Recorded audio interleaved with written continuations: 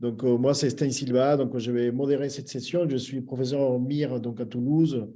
Et donc, vraiment, je suis ravi de pouvoir faire l'introduction de cours de Tarek Chercha, de professeur Chercha, ce soir. Donc, qui va ouvrir, en fait, ces webinaires, en fait, des 19 heures. Donc, pour ceux et celles qui ne le savent pas encore, donc, Tarek est donc professeur MIR. Donc, il est responsable de l'unité des neuroréanimations donc, à Sainte-Anne, à Paris. Il travaille aussi en collaboration avec plusieurs labos de recherche, mais en particulier avec le laboratoire de neuropathologie en fait, à l'Institut Pasteur.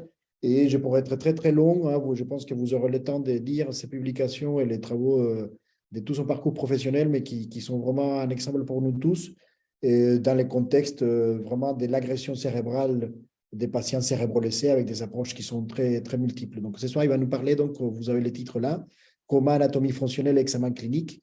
Donc, je vous incite à poser vos questions par le chat, en fait, par écrit, et je ferai le nécessaire pour essayer de relayer ces questions à la fin de l'exposé. Donc, Tarek, merci encore, et on reste avec toi. Merci beaucoup, Stein. Bonsoir à tous.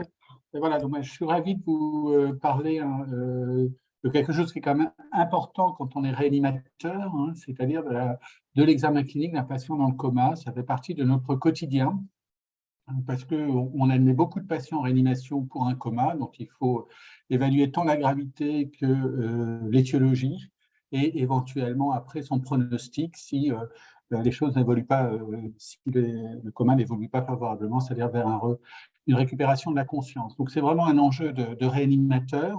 Et étant neurologue, je peux vous dire qu'on apprend à examiner un patient dans le coma en réanimation et non pas en neurologie. Donc c'est vraiment une question propre à la réanimation, qu'elle soit polyvalente, chirurgicale ou médicale. Donc, donc je vais parler de ça. Alors, j'aimerais vous décrire l'examen neurologique. Hein, il ne faut pas en faire une montagne. Il est assez codifié dans la prise en charge d'un patient dans le coma. Et il doit se faire de la façon la plus rapide possible, parce que c'est une urgence à la fois diagnostic de confirmation, diagnostic étiologique, et à la clé, éventuellement thérapeutique. Et puis après, me focaliser sur peut-être deux entités. Le premier qui est celle de la dissociation cognitivo-motrice. Peut-être Stein en parlera mieux que moi, mais quand même une petite entité que vous devez connaître, qui a été un peu mise en évidence ces dernières années, là, et notamment avec les travaux récents de Benjamin Raho et de Yann Cassens. Et puis, quelque chose sur lequel on travaille depuis de longues années, qui est l'examen neurologique des patients profondément sédatés. C'est des patients qui sont dans le coma, mais un coma induit par une sédation profonde, et montrer qu'en fin de compte, l'examen neurologique est très utile. Il peut être complété d'autres explorations, mais en soi, il peut apporter beaucoup. Alors, le coma, vous le savez, hein, pour être dans le coma, il faut avoir à la fois un trouble de la vigilance ou de l'éveil, arousal en anglais, et puis un trouble de la conscience, ou awareness toujours en anglais. Et la vigilance dépend de structures cérébrales qui sont essentiellement la substance réticulée activatrice ascendante qui est située dans la partie haute du tronc cérébral, qui est une structure multinucléée et qui est connectée au thalamus. Alors, on considère que peut-être certains noyaux thalamiques jouent un rôle, sont déjà intégrés dans la substance réticulée activatrice, mais qu'importe. Et la substance réticulée activatrice peut être liée aussi à d'autres structures, notamment hypothalamiques, qui jouent un rôle important, comme vous le savez, dans l'horloge biologique et donc dans les cycles, dans la chronobiologie. Et puis par ses relais anatomiques, notamment par son relais thalamique, la substance réticulée activatrice va jouer le rôle d'interrupteur, va activer les zones corticales et on va jouer un rôle d'interrupteur sur les structures impliquées dans la conscience. Stein probablement pourra en parler beaucoup mieux que moi. Il y a des connexions longue distance entre les parties postérieures du cerveau pariétal et les parties antérieures, sur de hub, et qui est absolument nécessaire à la conscience, avec un rôle important du lobe frontal, on verra dans les implications intentionnelles. Donc voilà, donc ce rôle interrupteur de la vigilance, il est redécrit ici avec ces trois voies, soit les voies médiées par le thalamus, soit les voies médiées par l'hypothalamus et qui vont jouer un rôle d'activation des régions de la conscience. Donc voilà. Alors, il y a plusieurs théories de la conscience sur lesquelles travaillent beaucoup d'équipes, et notamment les équipes de l'Institut du cerveau et de la moelle, dirigées par Lionel Nakache, qui est sur le concept d'espace de travail. Je ne vais pas vous les décrire, mais qui met en jeu ces connexions, les parties postérieures et antérieures du cerveau, avec des boucles, en fin de compte, phénomène de boucle pour le traitement de l'information. Et ces structures permettent de traiter des informations de plus en plus élaborées et permettent l'émergence de la conscience. Voilà, en étant très simpliste, mais il y a d'autres théories voilà, de la conscience. Celle-ci en est une, et elle peut être explorée par différents tests neurophysiologiques, et notamment par tout ce qui est potentiel évoqué cognitif. Je le fais très simple, parce que ce n'est pas tellement l'objet de notre cours. Mais vous avez bien vu qu'il y avait deux dimensions dans ce qu'on appelle la conscience, dans le coma ou dans la conscience. Il y a la vigilance et la conscience, l'une étant une condition nécessaire à l'autre, c'est-à-dire la vigilance est nécessaire à la conscience, c'est l'interrupteur. Alors peut-on être conscient, peut-on être conscient sans être vigilant? Non. De manière clinique, non. On peut avoir une perte à la fois de la conscience et de la vigilance, c'est le coma. Il peut être d'origine pharmacologique, c'est par exemple l'anesthésie. Peut-on récupérer une vigilance sans récupérer la conscience? Oui. C'est les états végétatifs, c'est des états qui peuvent être chroniques, réversibles ou irréversibles. Et puis, il y a des états où il y a une conscience dite minimale, c'est-à-dire certaines réponses qui peuvent témoigner d'une bribe de conscience. On appelle ces états de conscience minimale ou MCS pour Minimal Conscious State. Voilà, donc les patients sont vigilants, mais ils n'ont pas récupéré une conscience pleine entière. Voilà, et donc vous voyez, donc vous avez ces deux dimensions. Dans cette diapositive qui est assez ancienne, vous voyez qu'on sépare déjà le Lockheed syndrome, et comme vous voyez, le Lockheed syndrome, ce n'est pas un trouble de la conscience et de la vigilance. Ces patients sont conscients vigilants, sauf qu'ils n'ont pas les moyens, les possibilités de l'exprimer. Tous les câbles ont été coupés. Ils peuvent l'exprimer simplement par un élément moteur qui est l'élévation d'un œil. Voilà. Donc, ces rapports entre vigilance et conscience, vous devez les connaître. Une autre façon de les représenter. Et donc là, vous voyez qu'on fait rentrer deux notions. Donc, si vigilance sans récupération, vigilance et pas conscience, c'est coma. Vigilance avec récupérer, non, pas de vigilance, pas de conscience, c'est le coma. Et vigilance préservée ou récupérée et pas de conscience, c'est l'état végétatif, l'état de conscience minimale que je vous ai décrit. Et puis, vous avez ces états intermédiaires que vous connaissez bien, qui n'est pas l'objet de ce cours, qu'on appelle les syndromes confusionnels, dont on peut parler des états stuporeux, des états léthargiques, des états de confus, d'omnibulation, de somnolence. Tout ça est un peu compliqué. Retenez surtout l'état de confusion ou délirium maintenant, c'est le terme utilisé, c'est un peu imposé par nos collègues américains, qui eux se caractérisent par des fluctuations de la vigilance et de la conscience avec des troubles des fonctions supérieures, donc des troubles de la concentration, de l'attention, des troubles du jugement, et puis il peut s'associer des phénomènes hallucinatoires, des désorientations temporo-spatiales. Vous connaissez toute la sémiologie d'un syndrome confusionnel, mais qu'on peut intégrer dans ces anomalies de la conscience. Et puis vous voyez que j'ai dans le coin déjà dissocié deux entités qui sont, dont je vous ai parlé en préambule, la dissociation cognitivo-motrice, c'est-à-dire les patients qui ne paraissent pas conscients, mais en fin de compte le sont, mais ne peuvent pas l'exprimer. C'est différent d'un Lockheed syndrome qui est en rapport avec une lésion de la partie haute du tronc cérébral. C'est un accident vasculaire le plus souvent. C'est un état particulier que l'on peut voir chez nos patients de réanimation. Et puis, cette situation particulière que l'on induit, qui est la sédation profonde. Voilà, une autre façon encore de décrire la même chose. Et je vais en arrêter là. Alors, juste les états d'obnubilation et les états de stupeur, c'est vrai que c'est encore utilisé dans la vieille sémiologie, on l'utilise de moins en moins. Les entités que je vous devais connaître maintenant, c'est en dehors du syndrome confusionnel qui n'est pas l'objet du cours, c'est le coma, les états végétatifs, les états de conscience minimale, cette notion de dissociation cognitivo-motrice. Voilà, je pense que c'est des entités que vous devez maintenant connaître. Alors, les troubles de la conscience, on va se limiter au coma, et c'est une situation aiguë. Voilà, les états de conscience minimale, les états végétatifs sont des situations plutôt subaiguës ou chroniques. Alors, est-ce que le coma est une urgence? Bien sûr que c'est une urgence. D'abord parce qu'elle met en jeu le pronostic vital. Si on est dans le coma, on ne contrôle pas ses voies aériennes, on ne contrôle pas sa ventilation. Voilà, et donc, il y a un risque d'arrêt respiratoire, soit par hypoventilation alvéolaire majeure, conduisant jusqu'à l'arrêt, ou soit par inhalation massive.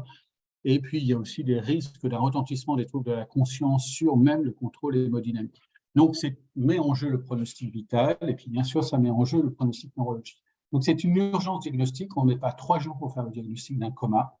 Voilà. Et donc, c'est à la fois confirmer que le patient est dans le coma, et deuxièmement, en rechercher l'étiologie et mettre en route les traitements spécifiques et symptomatiques. Symptomatiques, c'est surtout autour de la prise en charge ventilatoire, et spécifique dépendra de l'étiologie. Donc, quelle est l'approche clinique? Elle est très codifiée, et c'est quelque chose que vous devez faire en 5-10 minutes. Voilà. Il n'y a pas besoin de prendre beaucoup de temps pour examiner un patient dans le coma. Après, vous pouvez toujours, dans un second temps, affiner l'examen en fonction des étiologies que vous évoquez. Mais il y a un examen assez simple. Alors, il est toujours important de connaître le contexte de survenue d'un coma. Donc, il faut savoir le contexte, les antécédents du patient, l'anamnèse. Si vous pouvez récupérer, bien sûr, si le patient est dans le coma, il n'est pas interrogeable, donc ce sont autour de ses proches ou des témoins. L'examen général est important. Un patient dans le coma, ce n'est pas uniquement le score de Glasgow, mais c'est aussi l'ensemble des signes généraux du fait du retentissement du coma sur un certain nombre de fonctions vitales que vous avez décrites, mais en même temps pour voir quels signes généraux existent qui pourraient vous orienter vers certaines étiologies. Par exemple, le coma fébrile, bien sûr, ça peut vous faire évoquer, ce n'est pas systématiquement lié à une méningite, mais ça peut vous faire évoquer une méningite. Après, c'est apprécier le niveau de conscience et de vigilance. Il y a des échelles ad hoc qui permettent d'évaluer la profondeur du coma. Et puis après, on déroule, on recherche systématiquement un syndrome méningé. Il n'est pas toujours là, loin de là, et ça n'élimine l'absence de syndrome méningé, n'élimine pas une atteinte méningée, type hémorragie méningée ou méningite.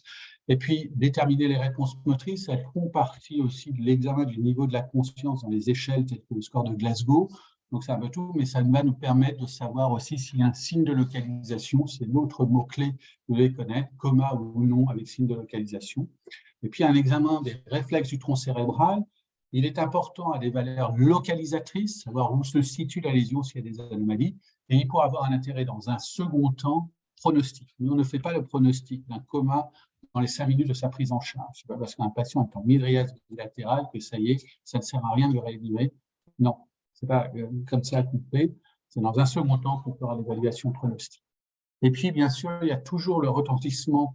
Il y a l'évaluation respiratoire, elle peut être autonomisée ou individualisée. D'un côté, il y a toujours ce risque du retentissement respiratoire d'un trouble de la vigilance et de la conscience avec l'hypoventilation, l'inhalation, etc. Mais il y a un risque. Il y a d'autres rythmes respiratoires qui peuvent avoir aussi une valeur localisatrice. Et puis, quand on a dit que le patient, sur l'examen clinique, après avoir fait cet examen clinique, c'est cet examen clinique qui va vous permettre d'orienter les examens que vous allez faire. Dans tout patient coma, on ne fait pas un scanner systématiquement. Un comaté, on ne fait pas systématiquement un scanner. Vous devez, ou une PL, ou un électroencéphalogramme.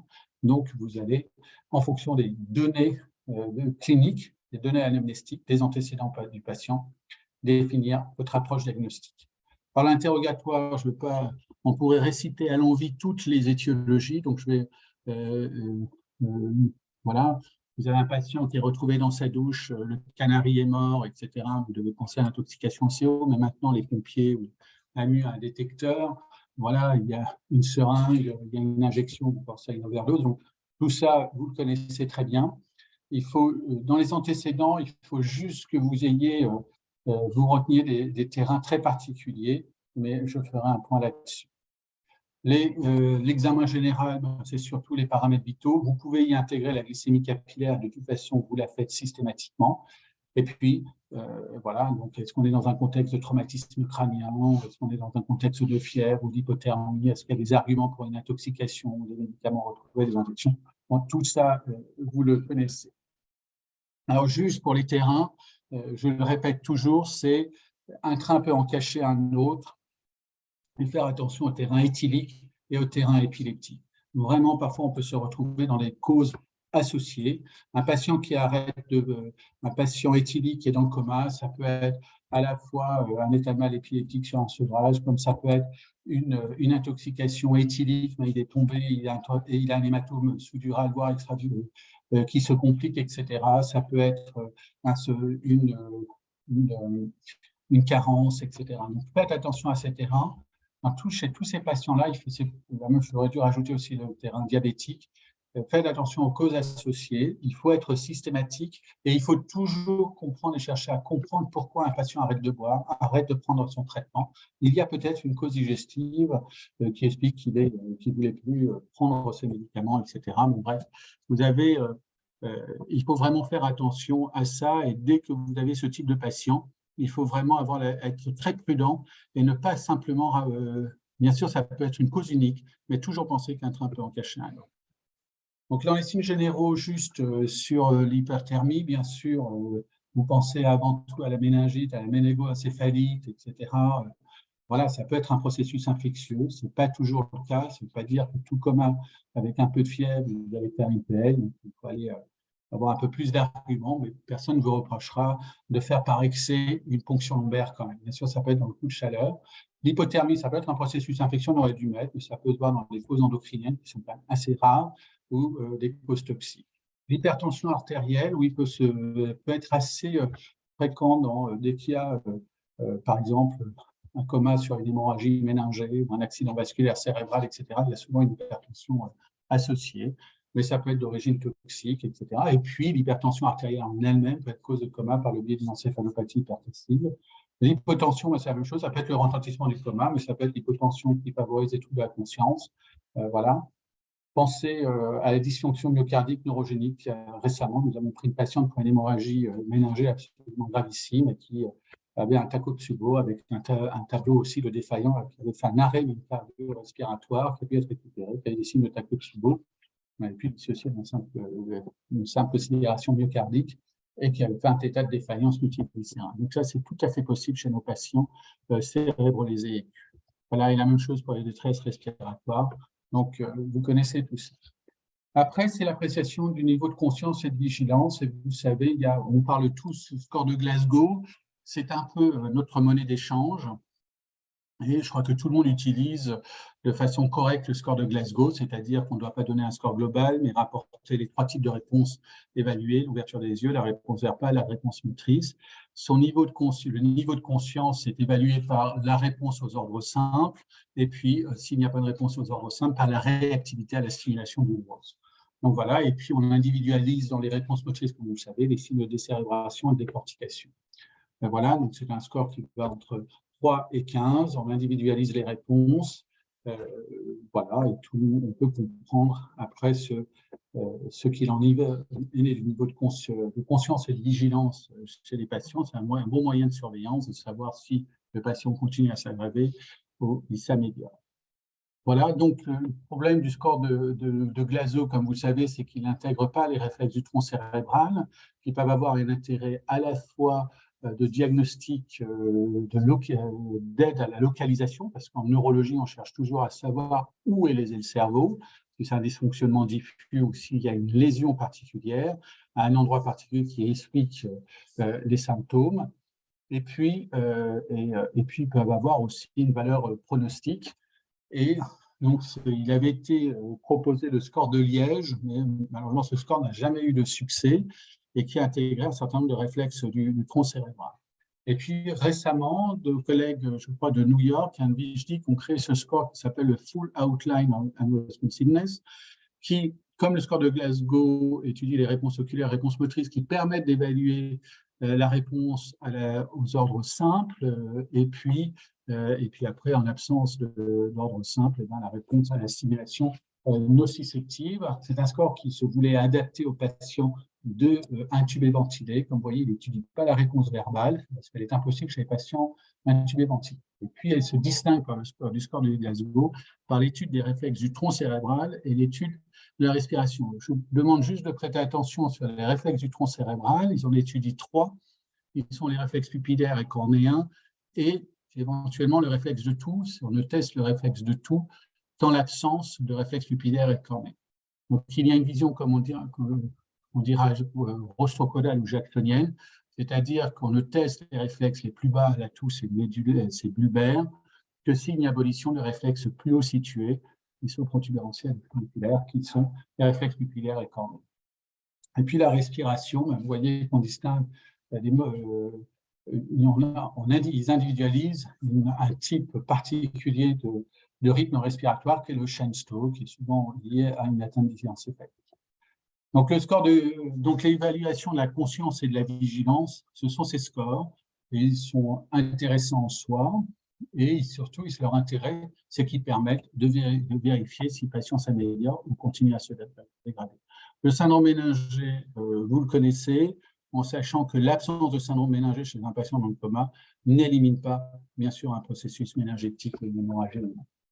L'examen moteur, donc il est très important. Vous voyez qu'il fait partie de l'évaluation de la conscience et de la vigilance. Les réponses motrices sont intégrées au force score ou au score de Glasgow. Et l'intérêt du score de Glasgow, l'étude des réponses motrices, c'est qu'ils permettent, bien sûr, de rechercher un signe de localisation. Alors, les réponses à la stimulation douloureuse, vous les connaissez. Alors maintenant, on ne fait plus la torsion du mamelon, etc. Donc, ce qu'on fait, c'est surtout de pincer l'ongle ou éventuellement le pincement suborbitaire. Il est important de faire la manœuvre de Pierre-Marie Foy et aussi, qui est une manœuvre très douloureuse et qui entraîne réellement ça permet vraiment de tester la réactivité à la douleur. Mais le maître mot, c'est de savoir si vous avez une asymétrie des réponses. Et en dehors de l'évaluation du degré d'altération de la conscience et de la vigilance. Et donc, il y a 2 asymétries, soit une asymétrie droite-gauche qui peut témoigner d'une atteinte cérébrale, voilà, et puis soit une atteinte haut-bas. Par exemple, le patient est très réactif au membre inférieur, mais pas du tout au membre inférieur, mais il est au membre supérieur, où il est très réactif au membre de la manœuvre de Pierre-Marie Foy, il grimace, il n'y a aucune réponse motrice des membres à la stimulation douloureuse. Vous pouvez penser, surtout si vous êtes dans un contexte traumatique, qu'il y a une atteinte médulaire. Donc retenez ça, il faut être simple. Voilà. L'examen moteur va toujours être complété d'une étude des réflexes ostéotendineux limités aux rotuliens et aux bicipitaux. Une asymétrie de réflexe peut être un signe de localisation. La réflexe cutaneux plantaire ou le Bamanski qu'il faut rechercher systématiquement, qui peut être un signe de localisation.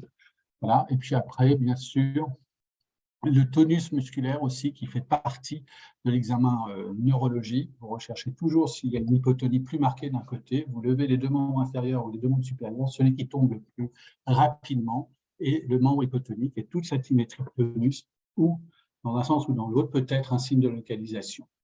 Bien sûr, l'examen moteur, en dehors de cet examen clinique, c'est de regarder si le patient a des mouvements moteurs spontanés et tout ce qui pourrait faire mouvements anormaux, peut-être de nature épileptique ou d'autres natures, et doit être, voilà. Et s'il est d'autre nature, donc vous devez penser qu'il y a peut-être une souffrance cérébrale localisée intéressant les noyaux bicentraux. Voilà, donc intégrant les troubles extrapyramidaux, c'est aussi un signe de localisation. Voilà les différentes réponses. Dans le score de Glasgow, on avait distingué les signes de décérébration, de décortication. Voilà, alors, ils peuvent avoir une valeur péjorative en termes pronostiques, mais pas toujours. Donc, faites attention. Voilà, tout phénomène de décérébration, de décortication, parfois on peut les avoir à la phase aiguë. Ça ne veut pas dire que le patient va évoluer mal, mais ils peuvent avoir un caractère péjoratif qui témoigne de lésions des faisceaux pyramidaux. Voilà, alors les réflexes du tronc cérébral, en étant, j'ai déjà dit, hein, c'est la valeur localisatrice. Quand on regarde, par exemple, s'il y a une asymétrie des réponses des membres aux stimulations douloureuses, vous avez un signe de localisation. Et en testant les réflexes du tronc, vous verrez s'il y a ou non un syndrome alterne. Le patient, quand vous faites la manœuvre de Pierre-Marie, vous grimace d'un côté, mais pas de l'autre, de manière opposée à l'asymétrie que vous avez au membre. C'est un syndrome alterne, ça témoigne d'une atteinte du tronc. Donc, vraiment, l'examen neurologique et celui des réflexes du tronc s'intègrent dans cette démarche localisatrice. Et puis après, ça peut vous orienter vers certaines étiologies. Et puis après, c'est aussi les réflexes du tronc, surtout dans certains contextes, de mettre en évidence les signes d'hypertension intracrânienne et d'engagement. Vous savez que dans un contexte de lésion cérébrale aiguë, qu'elle soit traumatique ou non traumatique, on craint l'HTIC, on craint l'engagement temporal, parfois l'engagement occipital. Et c'est vraiment l'examen neurologique, et notamment celui des nerfs crâniens, qui vous permet de le dépister. Et puis, dans un second temps, c'est la valeur pronostique. Alors, je ne vais pas vous faire un cours sur le tronc cérébral. C'est sans doute une des structures les plus complexes qui existent. Je vous renvoie à un article que l'on avait écrit avec le docteur Sarah Ben-Ghanem sur un concept qu'on appelle de dysfonction du tronc cérébral chez les patients de réanimation, mais qu'importe. Mais là, il y a toute une description anatomique du tronc cérébral et puis de l'examen de cette structure, des différents types de réflexes. Voilà, donc si vous voulez quelque chose d'exhaustif, c'est important. Ce que vous devez retenir sur le tronc cérébral, vous en connaissez les différents constituants anatomiques, le bulbe, la protubérance, l'oncule, puis le cervelet, bien sûr, qui est juste derrière. Il faut retenir qu'il contrôle les réflexes du tronc cérébral que je vous ai décrits. Il contrôle les fonctions vitales, le rythme respiratoire, contrôle hémodynamique, contrôle respiratoire, donc contrôle la pression artérielle, la fréquence cardiaque, contrôle respiratoire par les structures bulbaires, mais il y a un contrôle suprabulbaire de ces structures. Et puis, contrôle, bien sûr, par le biais du système sympathique et parasympathique en dehors du contrôle cardio-circulatoire, de la réponse immune, etc. Puis, autre chose, c'est le contrôle de la réticulée activatrice de la vigilance par le biais de la substance réticulée activatrice. Et puis, l'autre point sur le tronc cérébral, c'est une voie de passage des voies longues, qu'elles soient descendantes ou montantes. Voilà, donc je vais passer très vite. Alors, comme vous faites un examen, quel examen clinique l'on fait en pratique courante, on peut tout à fait affiner à la recherche d'autres réflexes, mais ce que je vous décrire sont ce que vous devez rechercher de manière clinique. Donc, le plus important sont les paupières. Et donc, voir, normalement, un patient dans le coma a les yeux fermés, voilà, et l'on cherche s'il y a une ouverture à la résistance ou non des paupières. Ça, c'est important. Si vous avez un patient qui fronce les sourcils et qui ne veut pas que vous lui ouvriez les paupières, c'est qu'il y a un doute sur la réalité d'un coma. Et voilà, un patient en coma n'est pas opposant. Alors, souvent, les yeux sont clos, parfois les paupières peuvent être incomplètement fermées, c'est assez fréquent, ça n'a pas de signalisation, mais s'il y en a une qui est incomplètement fermée, vous pouvez penser à une paralysie faciale. Ce qui est intéressant dans les paupières, faites attention s'il y a des mouvements spontanés des paupières, des clonies des paupières, ça peut être un signe de crise d'épilepsie, d'étalement épileptique, parfois larvé. C'est-à-dire, voilà, quand vous prenez en charge, vous n'êtes pas là au début de l'étalement épileptique, vous arrivez au moment où certains épuisements, il n'y a plus de clonie des membres, juste ces clonies des paupières. Voilà, le clignement, c'est important. S'il est spontané, ça témoigne quand même d'une intégrité de la substance activatrice. Voilà, mais il n'y a pas de choses à plus à savoir sur les paupières. Alors, l'examen des pupilles, vous savez que c'est un élément clé, une étape clé de l'examen neurologique. Vous savez que ce contrôle pupillaire est assuré par le système sympathique et parasympathique. Le parasympathique favorise le myosis, donc quand vous antagonisez le parasympathique, vous provoquez une mydriase. Et puis, le sympathique, lui, favorise la mydriase. Par exemple, l'adrénaline, c'est une cause de mydriase dans la prise en charge des patients d'arrêt cardiaque, ce n'est pas uniquement l'anoxie. Et il faut connaître ces voies sympathiques et parasympathiques et les symptômes que vous pouvez, les symptômes, c'est-à-dire mydriase ou myosis, que vous pouvez avoir en fonction d'une atteinte sympathique ou d'une atteinte parasympathique. Alors, voici les anomalies pupillaires que vous allez voir chez un patient dans le coma. Vous ne devez pas, le plus souvent, les pupilles sont intermédiaires ou peuvent être en myosis, elles sont bilatérales.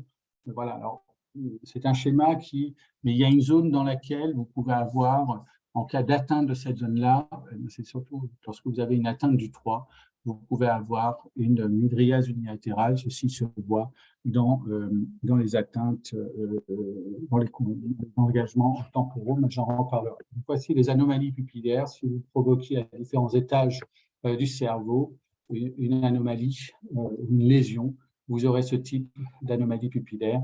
Et retenez surtout la mydriase unilatérale. Alors, on va commencer. Que pensez-vous de ce signe? Alors, je vais faire très simple. C'est une photo d'un patient. Comme vous voyez, vous avez vous voyez une asymétrie pupillaire. Et il y a deux solutions. Soit l'une pupille est dilatée, soit l'autre est est en myosis. Donc, c'est une anisocorie. Ce dont on note, en fin de compte, c'est qu'il y a un aspect, il y a un ptosis à gauche. Et puis, vous avez peut-être l'impression d'une énophtalmie. Vous connaissez ce signe, vous devez le connaître. Ça s'appelle un signe de Claude Bernard Horner. Et donc, c'est une atteinte sympathique. Pourquoi vous devez connaître ce signe? Parce que vous le verrez fréquemment chez nos patients de réanimation. Alors, chez les patients cérébrolésés, mais aussi c'est une atteinte du tronc mais aussi en réanimation. Alors, c'est une atteinte sympathique, comme vous le savez. Comme je vous l'ai dit tout à l'heure, la pupille est contrôlée par le système parasympathique et sympathique. Le sympathique, c'est une longue boucle réflexe qui part de l'œil, si vous voulez, qui descend, passe par loin du thalamus, qui descend le long du tronc cérébral, qui après va jusqu'à la moelle encéphalique, sort de la moelle et repasse le long du dôme pleural et remonte le long des vaisseaux, notamment carotidiens, pour rejoindre la pupille. Et donc, dès que vous avez une atteinte de cette boucle, à quelque niveau que ce soit, vous avez ce signe de Claude Bernard Horner.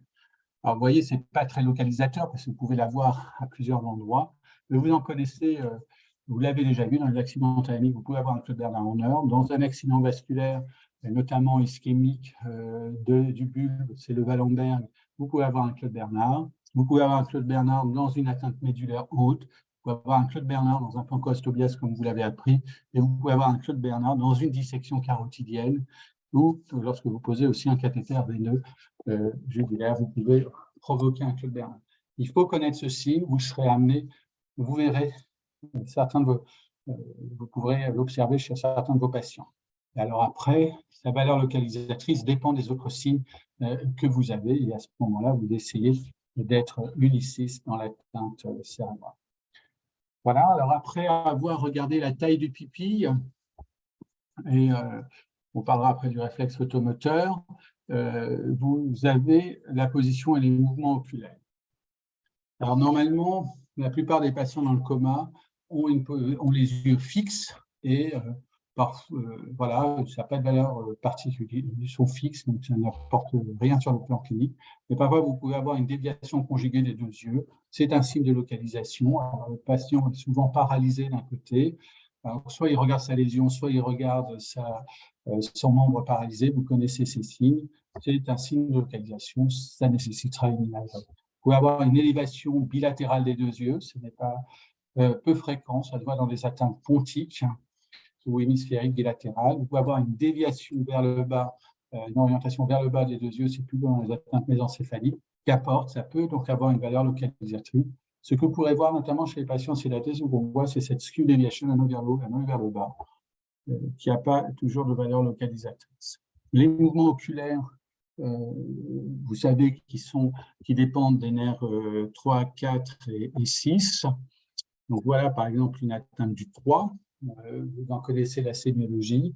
Donc chez ce patient, on voit un ptosis complet, une déviation en abduction de l'œil, tiré par le 6 et une mydriase. Ça, ce n'est pas un patient dans le coma, c'est un patient qui a un 3 d'autre origine. Mais il faut savoir l'évoquer chez nos patients, notamment cérébrolésés. Une atteinte du 3 peut s'intégrer dans un signe d'engagement cérébral. Ça peut se voir dans d'autres étiologies. Par exemple, là, la petite image avec donc là, l'hyperémie. Donc, c'est un patient qui a une thrombus d'un sinus caverneux, qui est une urgence neurologique, mais il y a souvent une atteinte du 5 aussi associée. Et puis, vous pouvez avoir une atteinte du 3 en dehors d'un coma. Et ça, on le voit fréquemment chez nos patients qu'on prend en charge pour une rupture d'un anévrisme sur une partie terminale de la carotide. et c'est pas une atteinte du 3, par l'anévrisme, enfin, ou par compression de l'anévrisme. Mais dans ce contexte de coma, un 3 isolé, et surtout le signe de localisation, vous devez penser à un engagement cérébral. L'atteinte du 6, elle est relativement fréquente, c'est un signe d'hypertension intracrânienne. Comme vous savez, on dit que c'est le nerf le plus long. Avoir un 6, ça n'a pas de valeur réellement localisatrice, mais c'est un bon signe d'HTX. Alors, les mouvements oculaires, le plus souvent, le patient n'a pas de mouvement oculaire spontané, mais vous pouvez les voir chez les patients dans le coma. Et il faut savoir les décrire. Alors, parfois, ça peut être des mouvements d'errance qui n'ont pas de valeur localisatrice, qui sont un peu, par exemple, qui va s'éveiller, mais en revanche, vous pouvez avoir des mouvements pendulaires vers le haut, vers le bas, de façon plus ou moins rythmée, rapide, et qui doivent vous faire penser qu'il y a une lésion ou une souffrance cérébrale localisée. Là, je vous en ai décrite quelques-unes avec leur correspondance anatomique. Et il faut savoir les décrire. Donc, quand on a fait le réflexe, et puis alors pour finir sur les yeux, bien sûr, il faut, sur les réflexes, sur les mouvements moteurs, donc il y a la position oculaire, il y a les mouvements moteurs spontanés, puis il y a ceux qu'on va induire dans l'étude du réflexe oculocéphalique ou oculovestibulaire, qui cherche à mettre à stimuler le système vestibulaire, donc le 8, et à regarder la réponse oculométrice, c'est-à-dire la déviation des yeux, soit dans un plan vertical, horizontal, soit dans un plan vertical. Vous connaissez cette manœuvre, alors on ne fait pas un oculovestibulaire dans la prise en charge aiguë d'un cochléovestibulaire, la prise en charge aiguë d'un patient, on pourrait le faire dans un second temps à des fins d'études pronostiques ou sémiologiques fines. En revanche, l'oculocéphalique, vous pouvez le faire, sauf si un patient qui a bien sûr une lésion cervicale, ceci est complètement contre-indiqué. Ce que vous cherchez à savoir chez un patient qui est dans le coma, c'est si une déviation, une rotation de la tête entraîne un mouvement opposé oculaire. Normalement, ce réflexe est aboli. Il est aboli chez nous, chez les patients conscients. Lorsqu'il y a un trouble à la conscience, il y a une levée de cette inhibition et ce réflexe doit réapparaître. Alors, s'il ne réapparaît pas, il y a deux solutions. Soit l'altération de la conscience n'est pas suffisante pour lever l'inhibition, soit il y a peut-être une lésion du tronc sous-jacent. Alors, un bon signe d'atteinte du tronc, c'est quand vous avez une dysconjugaison, c'est-à-dire un œil qui se porte, qui se déplace, mais pas l'autre. Il peut y avoir une dysconjugaison. Comme vous savez, c'est par la bandelette longitudinale postérieure qui relie le 3 d'un côté, le 6 droit au 3 gauche et le 6 gauche au 3 droit. Voilà. Donc, juste pour le réflexe photomoteur que j'aurais dû vous décrire, bien sûr, dans l'analyse des pupilles, il faut savoir si elles sont réactives ou aréactives. Ça fait partie, bien sûr, de l'examen clinique. Le réflexe de touche, c'est le dernier réflexe que vous pouvez tester, mais si le patient est intubé ventilé, vous n'allez pas chercher à faire tousser un patient qui ne l'est pas. Comme vous savez, c'est contrôlé par la partie basse du tronc cérébral. Et après, on finit l'examen des nerfs crâniens, donc c'est assez simple. Vous testez le photopalpébral, donc il y a un réflexe qui est très facilement aboli, donc qui n'a pas tellement d'intérêt, mais vous pouvez le faire. Donc c'est à la lumière, voir s'il y a un clignement. Qui témoignent d'une intégralité de la substance activatrice. Vous regardez s'il y a des mouvements, la position oculaire, les mouvements spontanés oculaires. Vous regardez la taille des pupilles, mydriase, myosis, anisocorie, réflexe photomoteur présent, non. Le réflexe en est un. Vous allez tester, et ça c'est ce qu'on faisait déjà dans les réponses motrices, la grimase. Vous pouvez tester l'oculocéphalogie si le patient n'est pas, s'il n'y a pas de lésion cervicale. Vous pouvez tester la toux si le patient est intubé ventilé. Voilà, et donc là, vous avez fait un examen neurologique complet des nerfs suffisant des nerfs crâniens, la recherche d'une souffrance particulière du tronc cérébral et qui après pourra vous orienter vers, vous amener à faire une imagerie cérébrale. Et bien sûr, l'atteinte cérébrale, surtout dans un contexte aigu, traumatique, vasculaire, etc., pensez à l'engagement temporal, on reparlerait. Et on reparlera aussi de ce moment d'engagement oxydatif. On en vient à la respiration. Le plus souvent, il y a une hypoventilation alvéolaire, une diminution de l'amplitude thoracique jusqu'à l'arrêt respiratoire. Donc, au moment le risque d'inhalation, mais parfois, vous avez des appels neurologiques très particuliers, l'hyperventilation qui peut être réactionnelle à une acidose métabolique, à un sepsis, à une insuffisance hépatique parfois, mais parfois elle peut être d'origine neurogène. Vous avez la respiration périodique de Chemstow que vous connaissez, et qui peut témoigner d'une atteinte diencéphalique ou mésencéphalique voilà, qui peut être un signe de localisation et qui est intégré dans l'échelle de Ford, comme je vous l'ai dit. Et puis parfois, vous avez des ataxies et respiratoires qui témoignent souvent d'une atteinte basse du bulbe ou des respirations apnostiques avec des apnées. Et là, ça peut se voir aussi dans les atteintes protubérantielles basses ou bulbaires. Il faut faire attention à ces tableaux-là. Donc, voici les différentes anomalies du rythme respiratoire selon leur localisation. Les autres signes respiratoires que vous pouvez avoir, c'est le bâillement, le hoquet, les vomissements.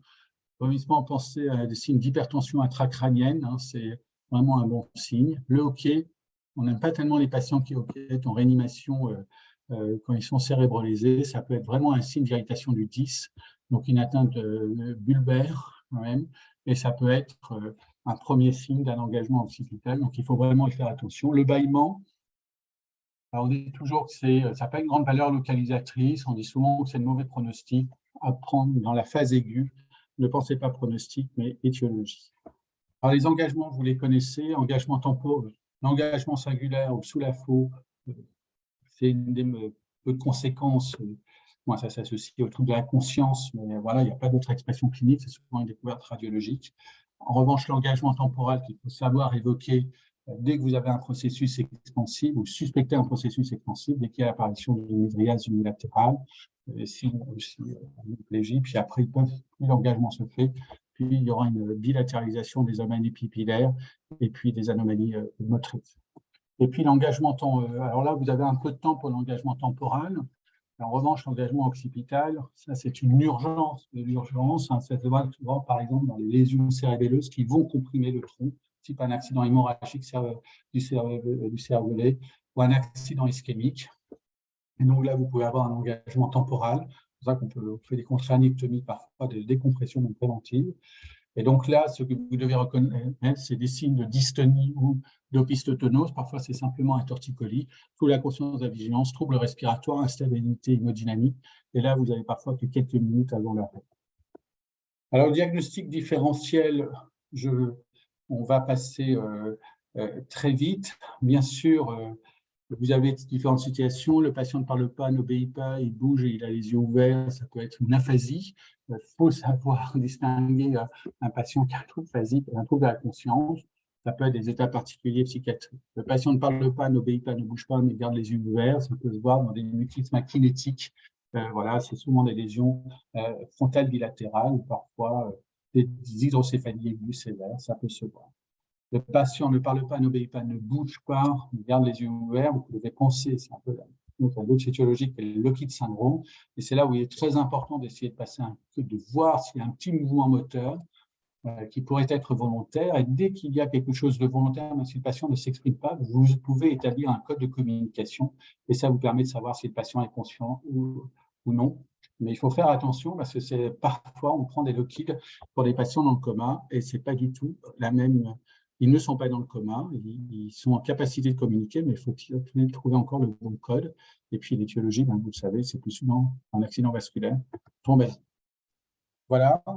Et donc, le patient ne parle pas, n'obéit pas, ne bouge pas et garde les yeux fermés, puis il est opposant, il y a des comportements d'évitement, il y a une résistance à l'ouverture des yeux, etc. L'examen neurologique est normal par ailleurs. Lorsque vous faites l'osculocéphalie, le patient, en fin de compte, les yeux restent fixes, bon, ça peut mettre un doute. Et le réflexe prévestibulaire est conservé. Donc, si vous voulez aller jusque-là, en général, on ne va pas là quand on évoque une simulation ou une conversion hystérique. Alors, si vous avez le moindre doute, bien sûr, vous pouvez faire un électroencéphalogramme. La seule chose que je veux dire, c'est si vous êtes devant un tableau de simulation et de conversion hystérique, si ce n'est pas une urgence neurologique, ça devient une urgence psychiatrique. Et ça, il faut le savoir. Faites attention avant de prononcer des mots comme conversion hystérique. C'est à la clé derrière. Il peut y avoir des situations sur le plan psychiatrique absolument gravissimes. Voilà. Et dès que vous avez un doute sur la réalité du coma, vous n'êtes pas sûr de votre examen, etc., un EEG peut être fait. Alors, l'intérêt de l'EEG, il est à la fois parfois de confirmer ou non un dysfonctionnement cérébral. Il n'y a pas de coma sans anomalie électroencéphalographique, c'est un ralentissement, une diminution d'amplitude, etc. Et puis, vous pouvez avoir après, ça peut vous aider sur le plan étiologique, la recherche d'un mal épileptique, de crise épileptique sur l'électroencéphalogramme, ou parfois d'évoquer certaines étiologies, voilà, telles que une encéphalopathie ou une encéphalite, etc. Voilà, donc, dans l'approche clinique, c'est assez simple. Hein, quand vous avez fini votre examen clinique, voilà, après, vous allez décider de vos examens complémentaires. Il y a les examens biologiques de routine, mais en premier lieu, bien sûr, la glycémie qui fait quasiment partie de l'examen clinique. Et puis en neurologie, il y a toujours 3 cartes, imagerie cérébrale, fonction lombaire et électroencéphalogramme. Et vous devez utiliser ces cartes à bon escient, dans un ordre ou dans l'autre. Voilà. Et puis après, dans un troisième temps, on peut évoquer des étiologies très particulières et de plus en plus rares de cette fonction d'activité. Maintenant, quand vous avez fait votre examen clinique et que le patient est dans le coma, et en prenant en compte de l'histoire médicale, de l'anamnèse, des antécédents, des circonstances de survenue, on peut distinguer les choses suivantes: le coma fébrile, le coma avec raideur méningée, le coma avec signe de localisation, le coma avec mouvements anormaux, le coma dans un contexte traumatique, et vous allez discuter des différents tests, voilà, que ce soit une imagerie, une fonction lombaire, un électroencéphalogramme dans un sens ou dans l'autre. Et vous pouvez remplacer coma par état de crise convulsive ou par syndrome confusionnel. Vous aurez toujours la même façon de faire. Et il faut, avant de penser au plus compliqué, il faut toujours penser à ce qui est plus fréquent et plus simple. Voilà. Donc, juste pour finir, il y a donc, vos patients que vous prenez en prise en charge d'un coma qui sont voilà, un coma post-anoxique, un coma post-traumatique, qui ont été parfois sédatés un certain temps et qui, après on les désédate et puis on voit comment ils évoluent, voilà, peuvent passer par un état qui est parfois intermédiaire. Pour moi, jusqu'à présent, je l'ai toujours considéré comme un état intermédiaire, mais Stein pourra mieux répondre que moi là-dessus, qui sont ces états de dissociation cognitivo-motrice. Donc, le patient ne répond pas aux ordres, voilà, il n'a pas du tout de réponse motrice, donc vous le considérez comme clinicien comme étant dans le coma. Mais lorsqu'on fait des tests électrophysiologiques poussés, et par exemple un électroencéphalogramme, et que vous étudiez la réactivité ou la modification de l'activité électroencéphalographique lors de la demande d'un ordre simple comme serrer la main, ben vous voyez, alors ça c'est grâce à des analyses très fines de l'activité encéphalographique, que le patient semble répond, il y a une modification de l'activité électrique, mais sans réponse clinique.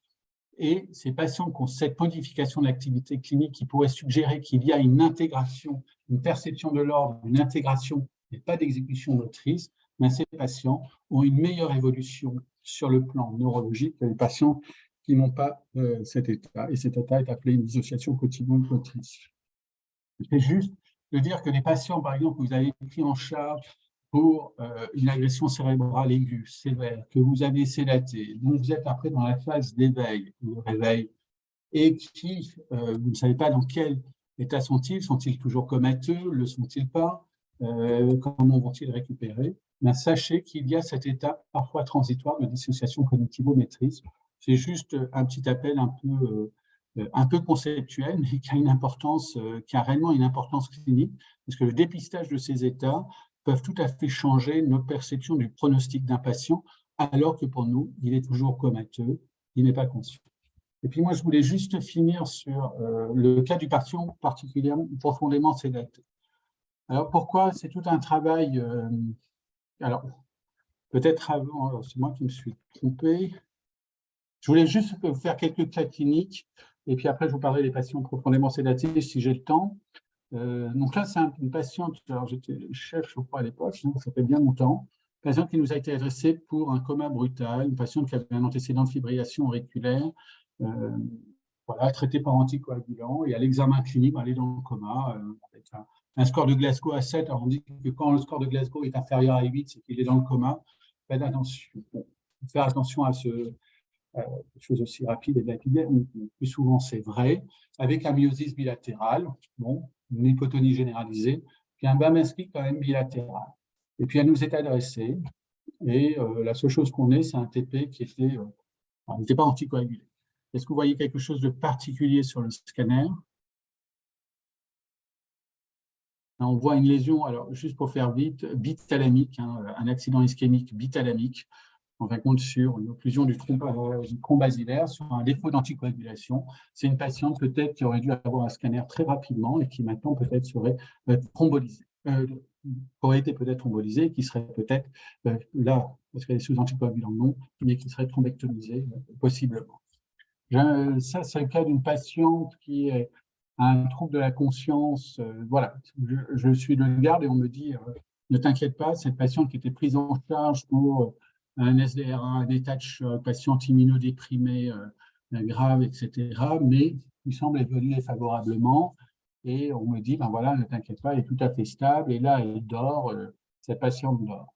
Donc, un patient qui dort a plus souvent de révulsion oculaire. Vous voyez, elle n'a pas du tout de révulsion oculaire, cette patiente. Cette patiente, elle ne dort pas.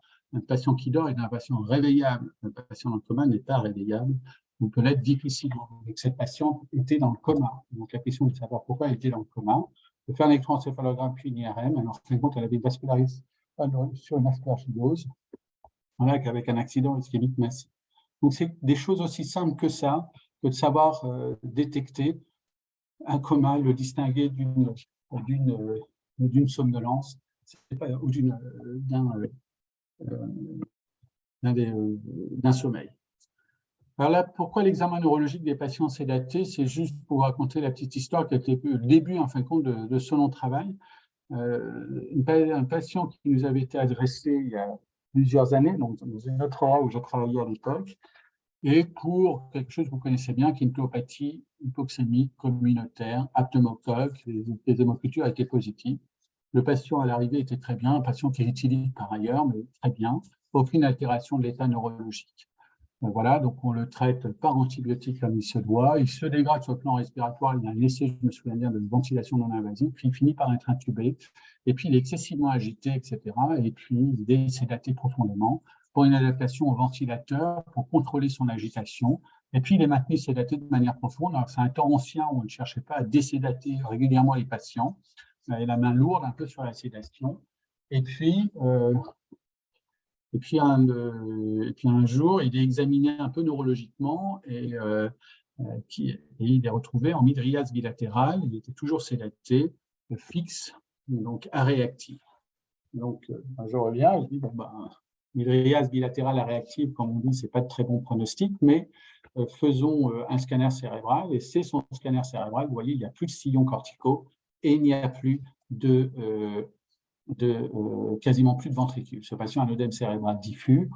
On se dit les carottes sont cuites, essayons de comprendre, et on fait une ponction lombaire qui montre une agitation. Ce cas, moi, je le trouve très intéressant pour plusieurs raisons. D'abord, des méningites secondaires à une clopathie apnemocoque, oui, ça existe. Vos patients pneumatiques peuvent faire dans un second temps une méningite. La deuxième chose, c'est rapporter un état d'agitation plutôt un sevrage éthylique, alors qu'il n'avait pas de signe de sevrage éthylique.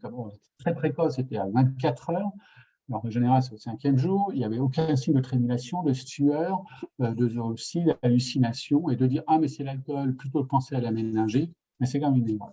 Et puis, le troisième point, c'est la sédation profonde qui n'est jamais arrêtée, mais c'était un peu les habitudes de l'époque. Mais après, on a interrogé, on s'est dit, mais pourquoi il n'y a-t-il jamais eu d'examen neurologique de ce patient-là? Et donc, ce qui nous a été dit, c'est que l'examen neurologique d'un patient sédaté ne sert à rien, parce que la sédation, en fin de compte, perturbe tout et rend inexplicable ou ininterprétable plutôt l'examen neurologique. Après, on a rétorqué, peut-être que, mais en revanche, s'il y a un signe de localisation, même une mydriase bilatérale, ça ne peut pas être expliqué par une sédation profonde, tendance à provoquer un myosis, et un signe de localisation, il est évident que la sédation n'agit pas plus à droite qu'à gauche. Donc, il y a quand même déjà l'examen clinique neurologique assez simple, de voir si un signe de localisation peut se faire chez un patient de réanimation. Est-ce qu'on peut aller plus loin dans l'interprétation d'un examen neurologique chez les patients de réanimation? C'est un travail qu'on avait fait il y a quelques années maintenant. On avait impliqué nos externes, puisque ça leur permettait d'apprendre l'examen neurologique que je vous ai décrit. Et on a fait donc un examen neurologique assez simple, le score de Glasgow, plus les réflexes, le réflexe photopalpébral, le réflexe photomoteur, le réflexe cornéen, la grimace, l'oculocéphalogie, le réflexe de toux. Voilà, donc on avait fait cet examen, plus le score bien sûr de Glasgow. et on avait examiné 144 patients, des patients non cérébrolésés qui étaient sédatés profondément dans les 12 à 24 heures du début de leur sédation. Et donc, ce qu'on avait mis en évidence d'abord, c'est qu'il y avait des réflexes qui étaient plus fréquemment abolis que d'autres. L'oculocéphalogyre est très rapidement aboli, le photoappareil très rapidement aboli. Ce qui est moins aboli, c'est la grimace, et ce qui est encore moins, c'est l'atout, le cornéen et le photomoteur, chez nos patients de réanimation sédatés à l'époque par midazolam, mais c'est la même chose avec propofol. Et donc déjà, vous avez des signes, des réflexes du tronc cérébral qui disparaissent plus rapidement que d'autres. Donc il semble qu'il y ait un effet non pas aléatoire de la sédation sur le cerveau, mais peut-être des réflexes et des structures qui les contrôlent beaucoup plus sensibles à la sédation. Donc déjà, vous avez une sorte d'effet systématique et c'est intéressant. La deuxième chose, c'est qu'on a montré que l'examen neurologique était reproductible. Ce qu'observait un médecin était observé par un autre, donc l'examen ne perdait pas de sa reproductibilité. Et la dernière chose qu'on a mise en évidence, c'est que la perte du réflexe de touche chez nos patients de réanimation, ces profondément sédatés, était associée à une surmortalité, avec là, vous voyez, un autre ratio, il y avait 2 cohortes de patients qui en moyenne serait de 6. Donc voilà, et on avait même mis en évidence que l'abolition du réflexe oculocéphalogyre était associée à un retard de réveil, voire un délirium après arrêt de la sédation.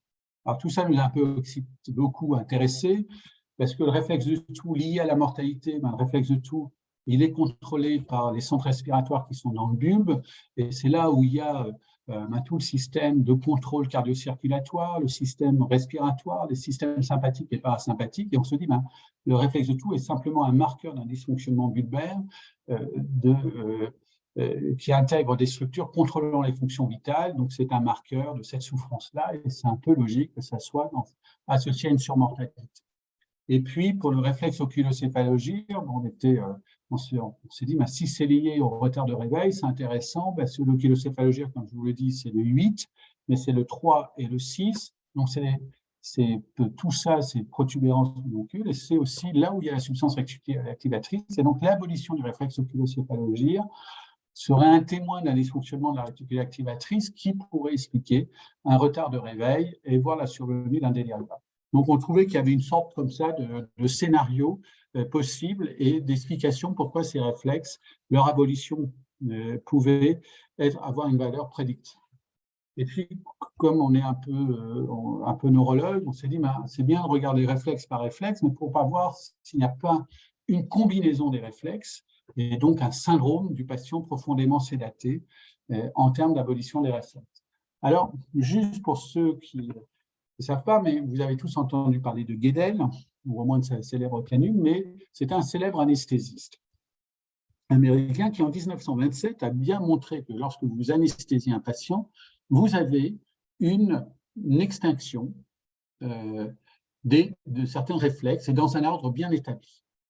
Et ça, tous les anesthésistes le savent bien, et on sait que c'était même lors des réductions, l'étude de ces réflexes était important pour évaluer le degré d'anesthésie et si on pouvait procéder à l'intubation ou ventilation. Donc, il était connu depuis très longtemps que l'anesthésie et les agents anesthésiques n'avaient pas un effet aléatoire sur l'abolition des réflexes, mais qu'il y avait une vraie systématisation de leur abolition lors de l'induction. Alors donc, toujours un travail qu'on a fait chez les patients non cérébrolésés, profondément sédatés, et on a pu individualiser 2 groupes de patients en y testant toujours les mêmes réponses. Un groupe rouge et un groupe bleu, un groupe dit homogène ou un groupe dit hétérogène. Dans le groupe bleu, vous avez l'abolition des réflexes, mais ensemble. Soit les réflexes sont présents ensemble, soit ils sont abolis ensemble. C'est une analyse qu'on a dite en classe latente qui cherche à savoir s'il y a des combinaisons particulières de signes. Et donc, il a distingué 2 sur ces 144 patients. Peut-être que si on en avait eu 500, on en aurait distingué 4. Mais là, sur 140, on a distingué 2 groupes, le rouge et le bleu. Et dans le rouge, c'est une abolition homogène des réflexes. Ils sont présents ou absents ensemble. Alors, vous voyez que les réponses oculaires et motrices du score de Glasgow étaient à 1, pour la simple raison qu'on avait des patients profondément sédatés, c'est-à-dire -4, -5. Et puis, vous avez le groupe bleu qui sont là où vous avez une hétérogénéité. Il y a des réflexes qui peuvent être présents alors que les autres sont absents. Et quand vous regardez, par exemple, pouvez avoir une grimace absente et un réflexe de tout présent. Vous pouvez avoir un cornéen présent et un réflexe de tout absent. Mais ça, c'est intéressant quand je vous ai dit que le force score conditionnait l'abolition du réflexe de tout à l'abolition du réflexe cornéen et photomoteur, c'est-à-dire on éteint d'abord l'étage du haut dans la souffrance cérébrale avant d'éteindre l'étage du bas. Mais ça, ce n'est pas vrai chez nos patients de réanimation. Vous pouvez avoir un tout aboli, mais vous avez un cornéen présent. Et donc, c'est important de le savoir. Et donc, on n'est pas du tout dans le concept dit rosrocodal ou jacksonien. On a un effet de la sédation. Alors, ce n'est pas que l'effet de la sédation. On sait que chez nos patients de réanimation, il y a la sédation qui agit sur le cerveau, et puis vous avez l'agression secondaire du cerveau, notamment par des processus inflammatoires, tout ce que l'on veut, qui peuvent entraîner ce dysfonctionnement. Donc, votre examen neurologique est la résultante de l'effet de la sédation et d'une souffrance neurologique sous-jacente, et voir l'étiologie initiale. Et voilà, donc vous avez ces deux profils. Alors, leur prévalence, ils étaient simples, c'était 50% versus 50%. Qu'est-ce qui distinguait ces patients? C'est que les patients rouges étaient souvent des patients plus graves et des patients un peu plus profondément sédatés. Ils étaient RAS-5, toutes les autres, ils étaient à -4. Si vous voulez. Donc, il y avait peut-être un effet de sédation qui expliquait. Et puis, mais surtout, ils n'avaient pas du tout le même pronostic. Alors, ça pouvait être lié à la gravité. L'IGS était plus élevé dans le groupe bleu. Ils étaient un peu plus profondément sédatés. Ils avaient un état de défaillance multiviscérale plus important. Donc, mais ce qu'on a mis en évidence, c'est que ce groupe bleu hétérogène était associé à une surmortalité après ajustement sur la sévérité, sur la profondeur de la sédation. Et donc ça, c'est ce qu'on appelle une analyse en classe latente, c'est une analyse statistique. Ceci nous a permis de dire que chez nos patients graves de réanimation nécessitant une sédation profonde, vous pouvez avoir un dysfonctionnement du tronc cérébral qui peut s'exprimer cliniquement par une abolition de réflexe. Et on a mis en place ce score qu'on va valider parce qu'on vient, je ne peux pas vous le montrer, mais on a le résultat sur 340 patients, groupe cérébralisé ou non cérébralisé. On va pouvoir confirmer l'intérêt de ce score qu'on appelait le Brainstem Assessment Sedation Scale, qui cherche à évaluer l'intérêt à côté de la défaillance du tronc cérébral, son dysfonctionnement à l'ère de l'évaluation des signes cliniques.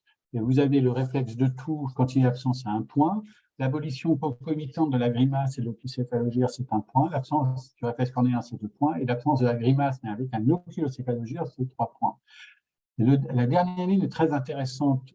Comment expliquer qu'une grimace absente, et un oculocéphalogire présent, le grimace, c'est le 5 et le 7, stimule la douleur, c'est le 5.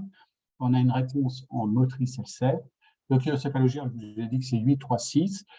Pourquoi une disconjugaison, une discordance entre ces deux réponses, un plus mauvais pronostic? Ça, c'est intéressant. On va chercher à le confirmer. On espère qu'on le confirmera. Mais sur le plan neuroanatomo-fonctionnel, vous voyez que sans doute, ça met en jeu des structures où ça témoigne d'une souffrance particulière qui peut expliquer cette surmortalité.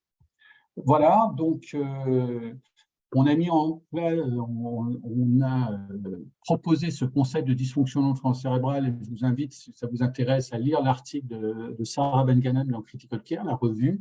On a beaucoup d'arguments neurophysiologiques, beaucoup d'arguments neuropathologiques, et puis les arguments cliniques que je vous ai donnés, mais aussi les arguments basés sur l'analyse spectrale de la fréquence cardiaque et de la pression artérielle, qui témoignent que le tronc cérébral peut souffrir et que peut-être cette souffrance peut expliquer son rôle ou sa contribution dans les défaillances d'organes et dans le décès, comme son rôle dans tout ce qui est retard, trouble de la vigilance, retard de réveil, etc. On continue à travailler là-dessus. Est-ce que c'est une question fréquente? Est-ce qu'on parle de petites choses qu'on ne voit jamais? La sédation profonde, malheureusement, est souvent requise. Là, dans cette étude de chez Abbey, dans le New England Journal of Medicine, vous voyez qu'à 7 jours, vous avez plus de 30% des patients qui nécessitent encore une sédation profonde. Et puis, vous avez été peut-être amené à prendre en charge les patients pendant le Covid, et donc on a eu recours à une sédation profonde de manière prolongée. Et donc, vous avez des patients qui sont sédatés profondément qui sont à un risque d'une agression cérébrale. On l'a vu dans le Covid, il y a des risques d'accident ischémique, puis il y a les agressions cérébrales liées aux troubles hémodynamiques, à plein de choses. Et donc, il y a une sorte de boîte noire. Mais cette boîte noire, vous pouvez plus ou moins en avoir un aperçu, plus ou moins en faire une effraction par un examen neurologique. Bien sûr, il a ses limites, voilà, mais il vous permet déjà de voir s'il y a une dégradation. Puis n'oublions pas que son intérêt, c'est aussi la recherche de signes de localisation. Lorsqu'on faisait cette étude, donc une de mes internes à l'époque est venue me voir en me disant le patient ne bouge plus de l'hémicorps gauche. C'était un patient de 65 ans, défaillance respiratoire, en fin de compte, c'était une topathie à la corde à Rhodes chez un patient qui avait un terrain vasculaire vraiment mauvais. Il avait eu plusieurs stents, il avait une artériopathie oblitérante des membres inférieurs. Et en fin de compte, l'examen neurologique, ce n'était pas qu'une hémiplégie, il avait aussi une paralysie faciale à droite, à gauche plutôt, il avait une hémiplégie droite, une hémiplégie gauche, il a un déficit, une paralysie faciale droite. Ça, c'est une photo Google, il avait un Claude Bernard Horner. Donc, vous êtes là face à un syndrome alterne. Ce patient avait un infarctus de l'hémibulbe. Alors, vous allez me dire, est-ce que ça change quelque chose dans la vie? C'est quand même important pour nous, le réanimateur, d'avoir fait le diagnostic d'un accident ischémique du tronc. Parce que si vous ne contrôlez pas, notamment la pression de perfusion, etc., chez un patient qui a une athéromatose sans doute diffuse, il y a un risque qu'il bilatéralise et vous vous retrouvez avec un opiate syndrome. Donc, quand même, un examen neurologique, ça peut être utile. Alors, ce qui est intéressant chez ce patient-là, il va être triste à la fois, c'est que quelques jours plus tard, il a fait un délirium, donc un état d'agitation et un syndrome confusionnel absolument majeur. On a rapporté à un arrêt de l'acylation, on avait tout fait, il n'y avait rien qui n'expliquait ça. Sauf qu'on n'avait pas fait attention à ce que le patient se plaigne très bien. Il avait des douleurs au membre inférieur de façon absolument majeure. En fin de compte, il faisait une myosite bactérienne ischémique, donc toujours penser au syndrome confusionnel. Avant de dire que c'est comme le sevrage éthylique, avant de dire que c'est le sevrage, on sait qu'il y a d'autres choses, et notamment un sepsis sous-jacent. J'aime bien ce tableau, c'est une patiente qui est en ARDS et sédatée profondément. L'externe qui participait, j'ai oublié son nom, mais qui participait à cette étude, vient me voir en me disant il a perdu son rotulien entre hier et aujourd'hui. J'ai l'impression d'être un esclavagiste qui faut taper les rotuliens tous les jours aux pauvres externes, mais en fin de compte, oui, il y avait une abolition du rotulien, c'est un signe de localisation, il n'y avait pas d'explication, on ne l'a pas descendu tout de suite derrière, on l'a descendu quelques jours plus tard, et il y avait un accident ischémique cérébral. Alors, chez le patient profondément sédaté, c'est la même chose que chez le patient dans le coma. Bien sûr, ce que vous allez chercher à faire avant tout, c'est d'arrêter la sédation si c'est possible. Mais la même chose, si vous êtes face à des signes de localisation, c'est l'imagerie cérébrale. Si vous êtes face à une myoclonie, c'est parfois possible chez les patients en réanimation profondément sédatés, mais c'est rare. En général, il y a pas embolie ces mouvements-là. Voilà, vous avez toujours la même conduite diagnostique que vous devez avoir. Voilà, je vais en arrêter là. J'espère ne pas avoir été clair. Si, tu l'as été. Merci beaucoup, Tarek. Merci beaucoup. Effectivement, nous arrivons à la fin du temps imparti. C'était passionnant et très complet. Je regarde s'il y a des questions, même s'il est un petit peu tard. Donc, il y a une question. Et l'effet des curares sur le réflexe photomoteur, Tarek? Normalement, non, ça reste toujours possible d'examiner un patient sur le curaire, sur le réflexe photomoteur. Toutes les autres réponses, non. Mais sur le photomoteur, oui, vous pouvez l'examiner, bien sûr. Ce n'est pas une cause de mydriase. Donc, oui. Un patient en HTIC, comme tu le sais, Stein, qui est curarisé pour une hypertension intracrânienne et qui passe en mydriase unilatérale, il faut penser à l'engagement. Voilà, alors les engagements, vous êtes surtout en réanimation médicale, vous les voyez moins. Voilà, mais lorsque on prend en charge, je suis passé de la réanimation un peu médicale vers une réanimation, neuro-réanimation et un peu neurochirurgicale, ces syndromes d'engagement cérébraux, c'est vraiment des choses qu'on guette, et cliniquement on les guette. Ce n'est pas un scanner toutes les heures, c'est pas voilà, c'est vraiment sur l'examen clinique. Et un néopisteteux et un engagement occipital, Stein, tu as dû en voir, etc. Voilà, il faut les avoir vus pour en comprendre la réalité et la gravité. Et puis à la clé, en dehors, bien sûr, des agences scolaires, etc., c'est l'urgence neurochirurgicale par excellence. Voilà. Et merci beaucoup, Tarek. J'aurais plein de questions pour toi. Je mets les notes pour la prochaine fois. Je te verrai. Nous aurons le temps. Je pose juste une qui m'interpelle particulièrement. Je voulais avoir ton retour sur la notion des. Quand on suit ta réflexion inspirée depuis les travaux des plans en Posner, où on va faire de la localisation des lésions Ouais, structurelles pour prédire, en fait. Donc, il y a quelque chose qui est derrière, que ce soit à la fois soit une dysfonction, soit une lésion structurelle, hein. ouais. Donc, on est dans la recherche de la prédiction du mauvais pronostic. Donc, quelle est la place, en fait, et quelles seraient pour toi des perspectives éventuelles des signes cliniques et des évaluations cliniques pour évaluer, pour prédire le bon pronostic? C'est-à-dire, là, je pense bien sûr, à la préservation des sépères crâniennes, d'accord? Ouais, bien Et sûr. il y a d'autres tests qui sont faits au niveau clinique, des études intéressantes, plutôt pas dans les domaines du coma, mais des patients un peu plus chroniques, dont tu nous as parlé un petit peu, des patients avec des altérations de la conscience plus chronique, euh, type patient en état de conscience minimale ou état végétatif. On va étudier, par exemple, des phénomènes un peu pavloviens d'apprentissage automatisé. Hein, Mhm. s'il y a l'équipe de Ménon et l'équipe de Lionel à Paris, ils ont fait des choses comme ça. On va taper, on va voir l'extension d'un Oui. réflexe. Ah, Alors, est-ce que tu penses que c'est des choses, des pistes pour les voilà. clients aussi ou pas? Alors c'est vrai que là, on est dans un autre champ que je n'ai pas voulu aborder, qui est l'examen de la neurologie des patients qui ont des troubles de la conscience prolongés, qui sont et donc là, c'est vrai que la question, c'est de savoir d'évaluer au mieux leur état de vigilance et de conscience, et surtout de conscience, ce qui est de l'ordre du réflexe, ce qui est de l'ordre de l'automatisme, ce qui est de l'ordre de la volonté de la volition. Si on fait des choses aussi simples que celle-ci, hein, le cerveau, c'est des réflexes, ce sont des automatismes de façon très élaborée. Et puis après, il y a ce qui est de l'ordre de la volonté, de ce qui semble être de nature volontaire. Et en sachant que cette classification, elle n'est pas facile sur le plan clinique. Et puis la notion d'automatisme, ça peut être du simple ou très compliqué et hautement intégré. Et se dire encore, est-ce que c'est de l'automatisme ou est-ce que dans le volitionnel, on voit très bien, tout ça, c'est compliqué.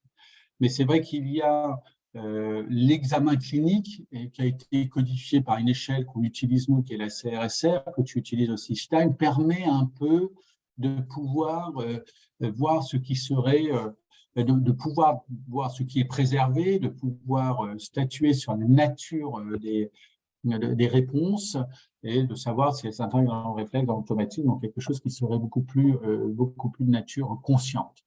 Et alors après, c'est vrai qu'il y a des réflexes ou des réponses qui peuvent avoir une valeur péjorative. Par exemple, si on prend des patients qui sont en état végétatif, c'est-à-dire éveillés, les yeux sont ouverts, est-il conscient ou non, c'est vrai que le fait qu'il y ait toujours au sursaut, c'est-à-dire, vous verrez dans cette échelle, on regarde le sursaut et le patient qui, lorsqu'on fait une simulation auditive un peu forte et répétée, continue toujours à avoir un clignement. Voilà, ben on sait que ces patients qui n'ont pas d'épuisement en clignement, c'était tout un travail de Lionel Cage et Benjamin Moreau, ils ont un plus mauvais pronostic. Je vous ai parlé de l'oculocéphalogie, pour moi, qui est un très bon signe. Il n'est pas intégré dans l'échelle CRSR, mais on nous adresse des patients pour des évaluations des troubles de la conscience, pour avoir un établissement, pour établir un pronostic, en s'aidant bien sûr de l'examen clinique et que je vous ai décrit. Je ne vous ai pas décrit l'échelle CRSR, ce n'est pas l'objet de mon cours, mais et puis d'aide d'une analyse multimodale. Puis Stein rajoutera encore des choses encore plus complexes que l'IRM, etc. Mais du moins fonctionnel, on verra. Mais je laisse Stein répondre. Mais c'est vrai que moi, je teste dans ces patients qui ont un état végétatif l'oculocéphalogie. Comme je vous dis, l'oculocéphalogie, il est inhibé. C'est-à-dire, si vous me tournez la tête de droite à gauche, à moins que je fixe un point, mais je ne l'ai pas. D'accord? Mais si tout d'un coup je passe dans le coma, par exemple, j'ai pris des médicaments, je peux avoir une réapparition de ce réflexe, une levée de l'inhibition. Si, bien sûr, je n'ai pas de souffrance du tronc cérébral qui explique son abolition. Voilà, si je n'ai pas lésé mon tronc cérébral, que les liens, les rapports entre le 8 que je stimule par la stimulation, par la rotation de la tête, et le 3 et 6, qui est la réponse réflexe, eh bien, si tout ça est intègre, et que j'ai un oculocéphalogie, c'est-à-dire que j'ai levé mon audition corticale, globalement, grossièrement, et il est réapparent. Alors que normalement, on l'inhibe. Vous vous rendez compte, si dans notre vie, à chaque fois qu'on tournait la tête, nos yeux se portaient de l'autre côté, ce serait un peu difficile de pouvoir vivre. En revanche, le cochléo-vestibulaire, vous pouvez le faire chez moi, vous induirez un réflexe oculocéphalogique, du moins un nystagmus. Alors, donc voilà.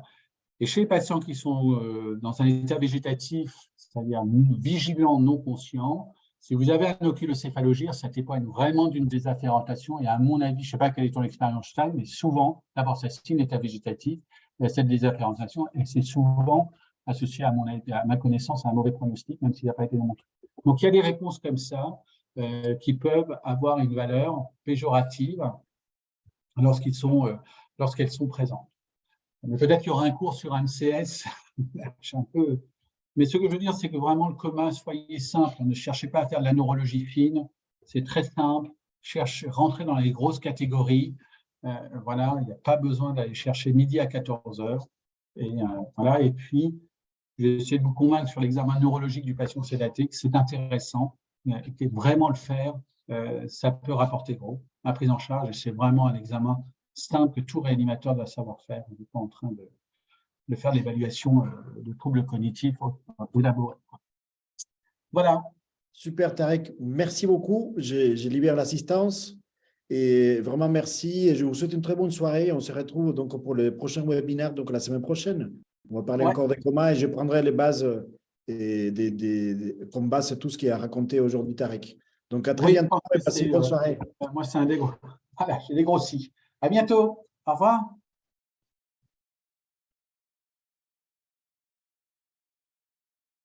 Hop.